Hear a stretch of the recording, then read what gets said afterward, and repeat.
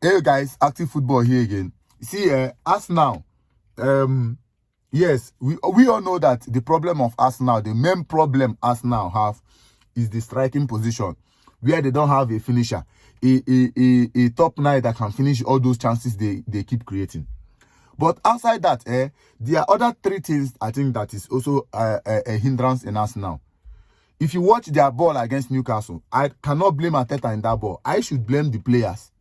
I blame the players because most of them are not doing what they are supposed to do. They are not taking their chances. They are not scoring goals. And it's not the work of Arteta to tell them to score goal. You understand? Most time, even if the strikers don't score, the midfielders do deliver. Now, let me quickly tell you these problems I see in Arsenal. I start from defense. You see the goal, the second goal Arsenal conceded against Newcastle. That goal is a fault of David Raya. And Raya have been doing such similar mistakes this season. How can you see that Declan Rice was under pressure from Bruno Guimaraes? You pass that ball to him. What do you expect him to do? You stay in the post. Your body going to do you busybody. You cannot stay one place. That was how Newcastle buried that game. Because after they scored that goal, Arsenal knew that it was end of the match. Now, another problem I detected is, you see Saliba, the one you people call Rolls Royce, they call him Bugatti. He don't get problem. The Rolls Royce, I don't know if Arsenal fans have noticed that Rolls Royce is having a little problem this season. The Saliba we saw last season and last 2 seasons is not the Saliba we see this season. No. Maybe when I go check whether it don't need me to change an oil. If you watch the first goal Newcastle scored, how Isak was able to maneuver Saliba in that area battle is what I cannot tell.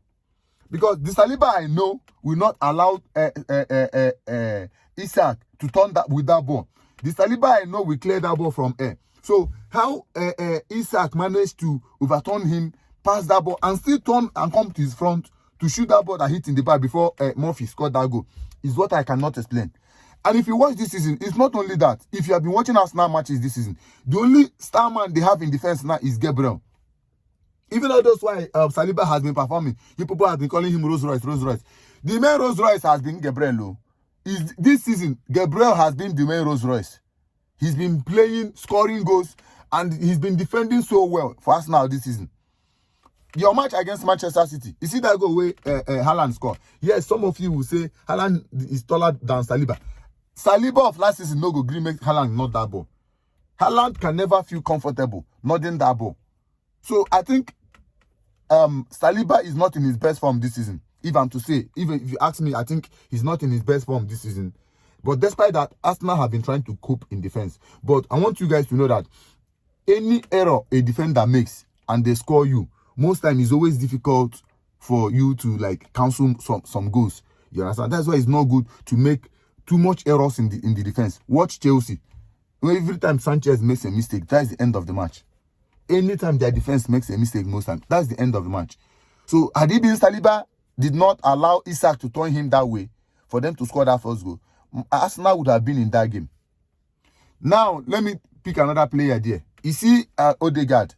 We don't know what is wrong with Odegaard. Because the Odegaard I'm seeing this season is not the Odegaard of last season. Is it that the hype has become too much on him? Or is it that the injury that he went to, he came back and is no more the same Odegaard we all used to know? Watch the match against Newcastle. He got that opportunity. He had the opportunity to bury that goal, bury that ball, score that goal so that it will be a 1-0 aggregate now. You missed it. Open net. Nobody was marking you. He's not clinical in front of goal. He misses chances.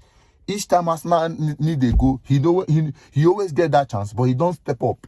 Even against Man United, the FA Cup that you were beaten by Man United, he had the penalty in his hand to score. He missed it. So I think Odegaard also need to step up. Most of these players need to step up. Now look at the injury worries. Martinelli got injured. The only fit attackers they have now is the almighty Kai Havertz, Sterling, Nwaneri, and Trossard. You understand? So I think the problem with Arsenal this season, there is a lot of problem in Arsenal from Raya own. You see, mostly Saliba. Saliba is what they need to look into. Saliba is their key man in defense since last season. So they need to look into Saliba's issue and address it. Hey, you're in the comment section. What do you think about this podcast today? Share this video. Follow my YouTube channel. I love you all.